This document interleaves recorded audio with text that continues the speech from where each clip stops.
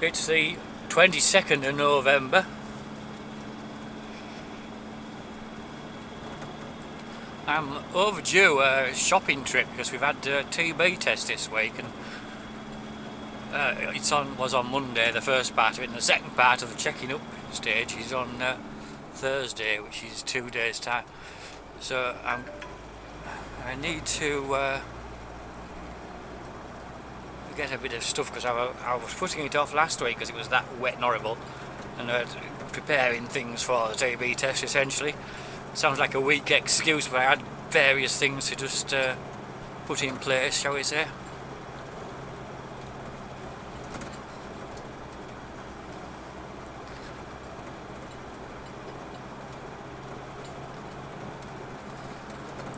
On the Thursday I was going to go, it was absolutely lashing down. We had about 30 millimetres, and the river was threatening to burst its banks on the road in and out, so that was quite a good excuse for not going that day. So anyway, I also need some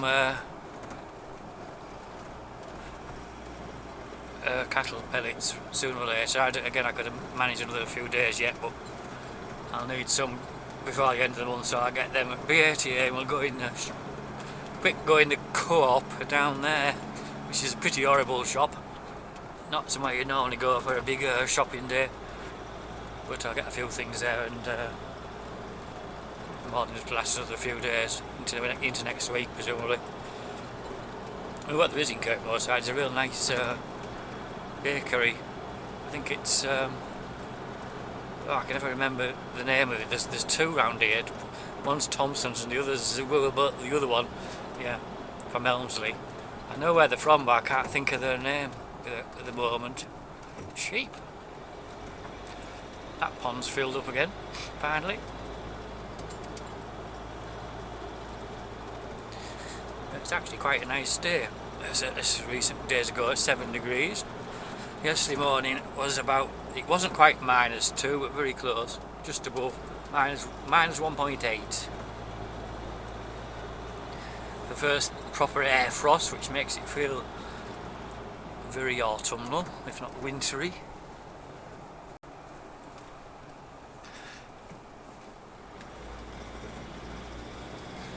Anyway, we had an incident, to put it mildly, in the village on last Saturday. The air ambulance was there yet again, at least for I think it could be the 6th time we've had the air ambulance to Westerdale.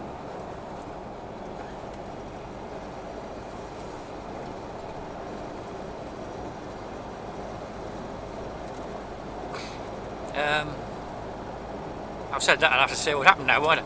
At the top of the village, I can't really say any names though, can I? So, at the top of the village, someone was sawing wood. I believe he was using like a circular saw, electric circular saw, in one of the sheds, just sawing smaller stuff up, like kindling and small logs. I don't know really exact detail, but somehow it had cut his arm very badly. Whether it fell over or it grabbed his sleeve or what, we don't know. I mean, they are a bit dangerous things. I have one at home, and although it's you'd more likely to not cut your finger off or something, at time or two it will sort of snag logs, and it'll sort of jerk, and it either stops or it doesn't pull you into it, but it can give you quite a jolt if it jumps. I'd be more worried in a way about the log breaking your finger than necessarily cutting it. But anyway, I didn't know what had happened, but I was passing anyway to go to the sheep, and there was a lot of people there, and they asked if I would stop and, if need be, help carry the stretcher to the air ambulance, which was behind the houses. They couldn't get all that close.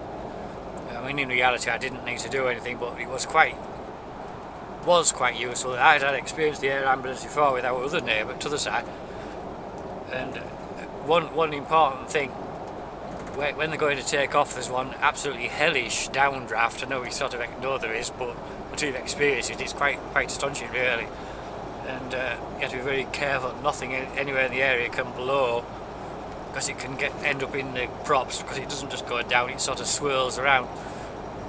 So I might have picked up a couple of bits and pieces that might have blown, and like feed tubs and things.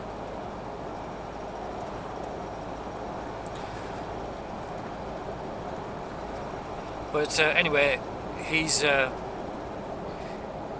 airlifted to Middlesbrough Hospital presumably, and James Cook it's called now, sorry. And he was in surgery for 9 hours when they were stitching bits and pieces back together.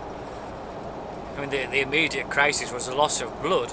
I wouldn't say there was gallons, but there was pints had run out, come out, you know, into duvets and towels, and too much detail that, isn't it?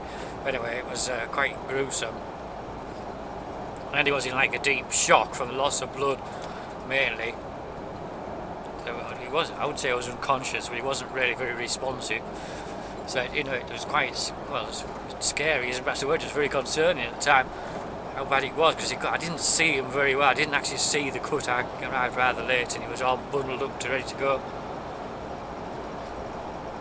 But the way they are nowadays, once he's stitched back together, and once they feel that there's no immediate risk of infection, they'll have him shot out, I would think.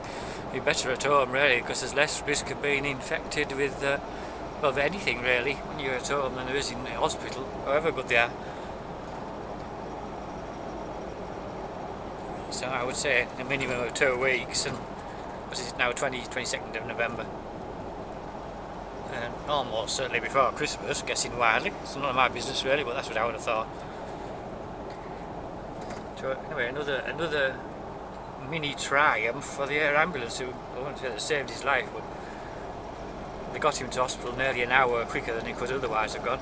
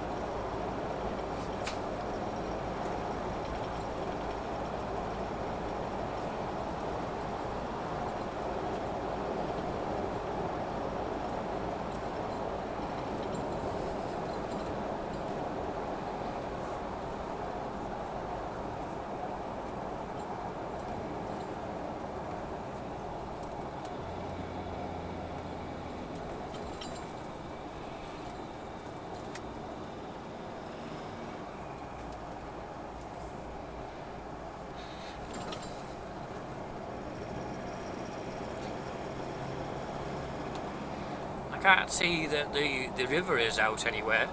We had about over 30 millimetres on Thursday last week. So it takes it 2 or 3 days, but then to get down to the areas of the Rye, Derwent, which tend to flood. I bet they're very full though now. I may be going with some cattle on Friday. It's a little bit dependent on how things go on Thursday for this TB test. In which case we'll see, but it'll be perhaps going down some more by then. We had a bit more rain in the night, like. But we're back to a more normal water situation, which has been quite. It's hard to believe it seems to have been raining quite a lot through November, but we have had a very dry summer. We're still way down on the year total, because I keep records at home, and we're still about half the normal rain for the time of year.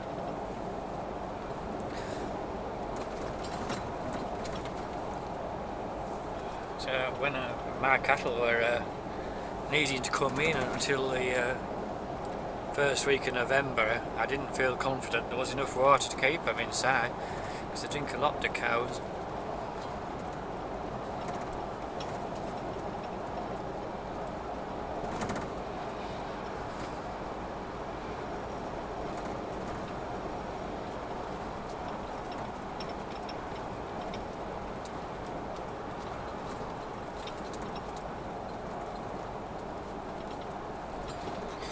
So anyway, while I'm down here I need some fuel. I'm going to get that first actually.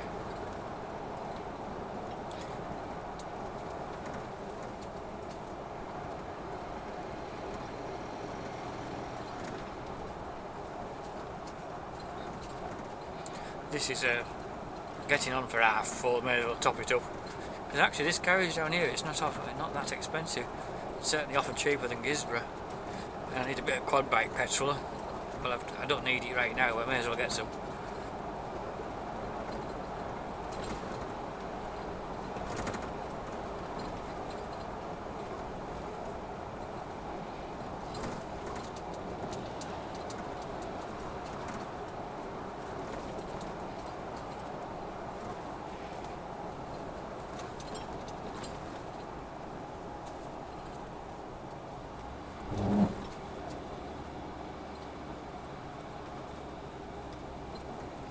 Motorbike.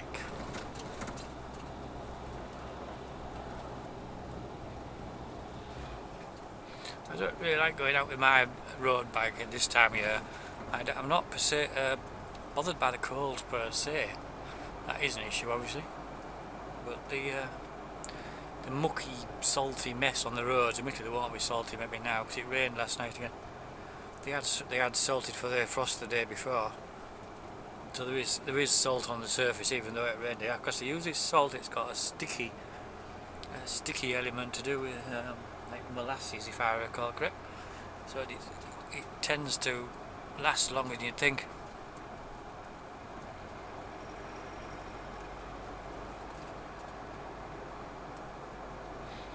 That's been quite well over there, you see, so there is lots of water coming down this side. I wasn't entirely sure whether this side had the same or more than we had at home.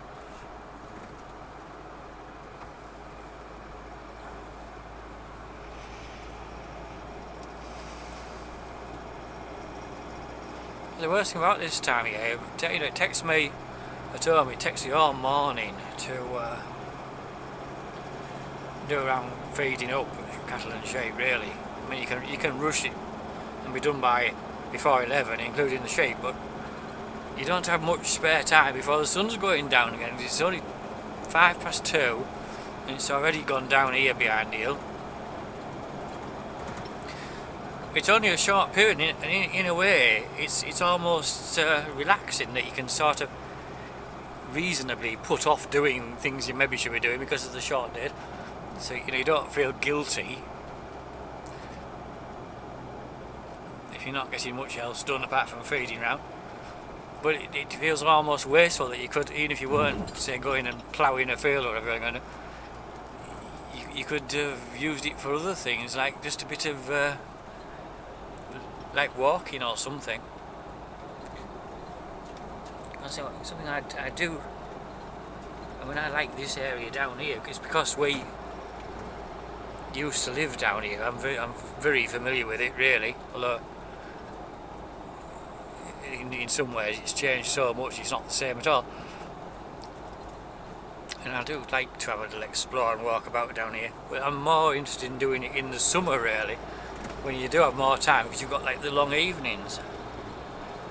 But a plus point of doing it now is that the trees are more or less bare, so you get different viewpoints and different views, so it has its appeal.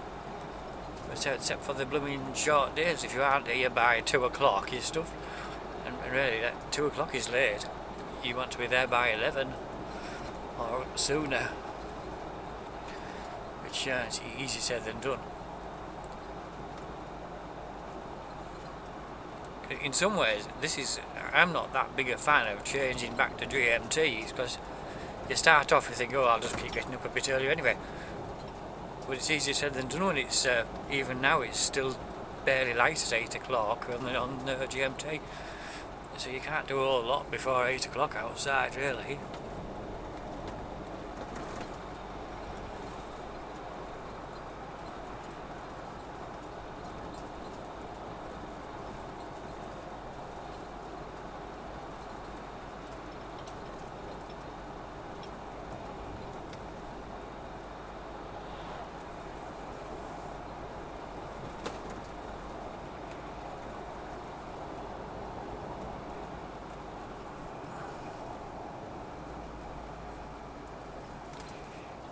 You have the roadworks sign out, and they are actually working here, or they were. In fact, I don't think they necessarily are now. There's some building material there, though, isn't there?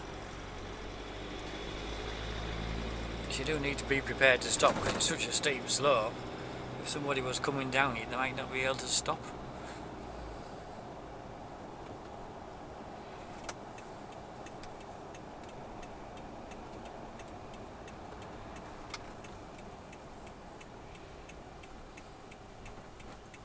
It's so quiet, it's weird, isn't it? Look at this. There's a car to be seen above that one parked.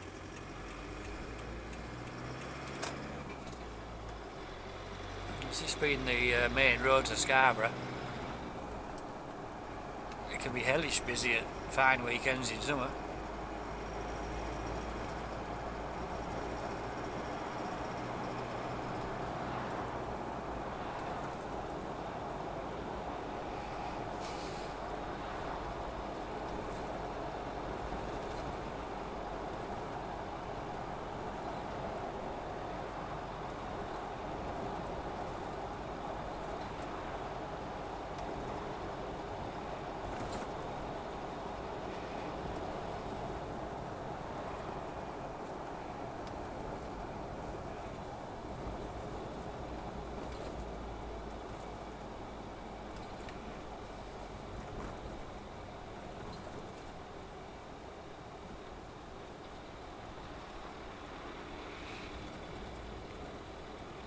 Well, it's funny this time of year, it gets darker and darker, and to be honest, by middle of December, I think it's something like the 14th is the earliest sunset, and by Christmas you're already getting slightly later sunset,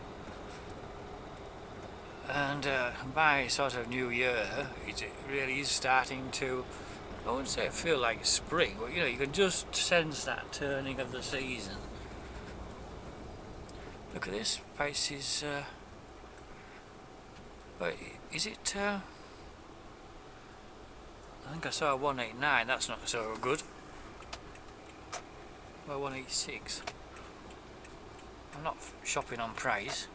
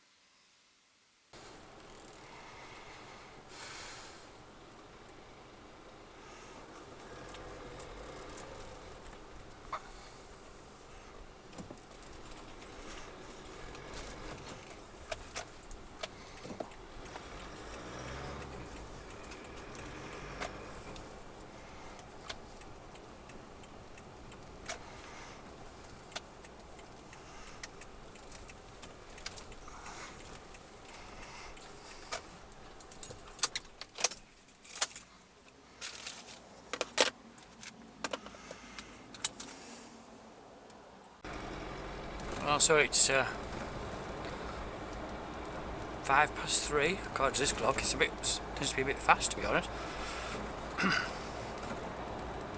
3:05, and the light is fading fast already.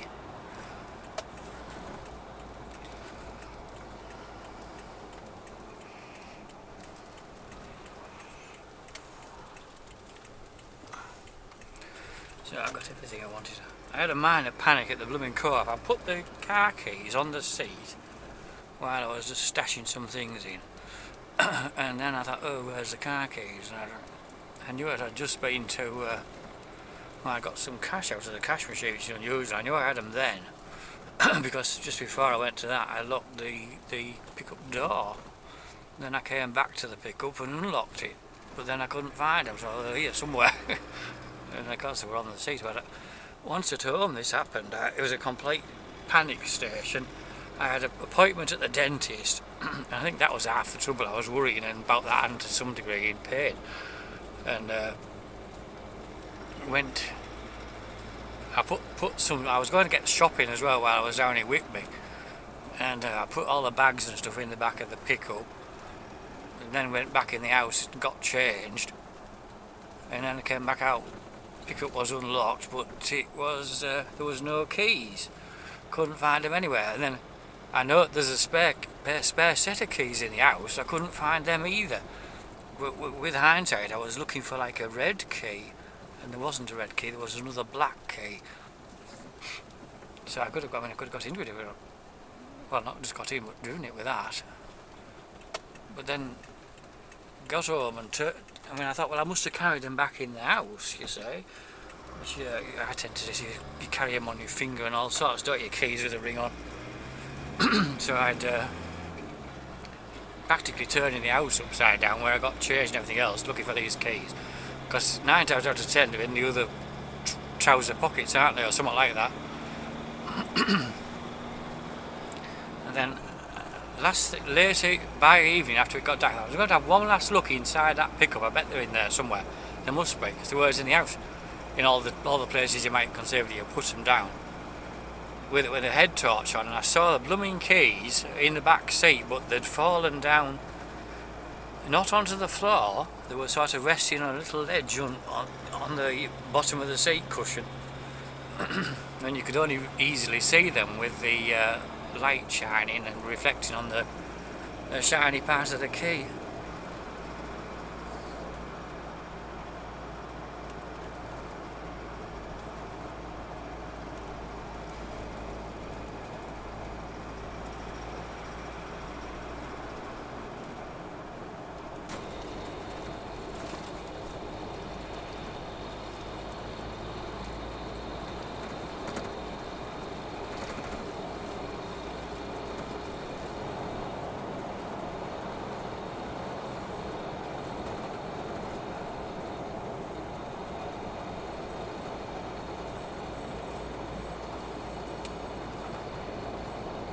What are those people doing there? It's like a car show, isn't it? They're all fancy cars. But more than once I thought there were drug dealing or something there. I really don't know. I mean, it could just be like a perfectly innocent, like a car club or something. But it's just a bit odd on a weekday afternoon to talk. What are these doing? Silly buggers. 30 miles an hour. Well, I see the video at each other.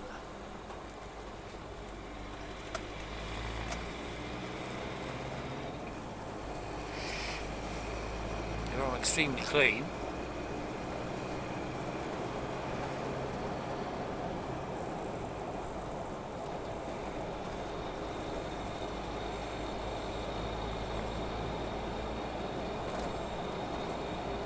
And they're off again. They're only going like 30 miles an hour and videoing each other. I'll tell you what though, it's quite a spectacular place to do it.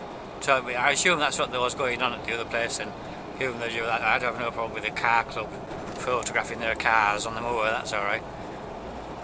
But I have seen slightly odd groups of people there before, to put it mildly.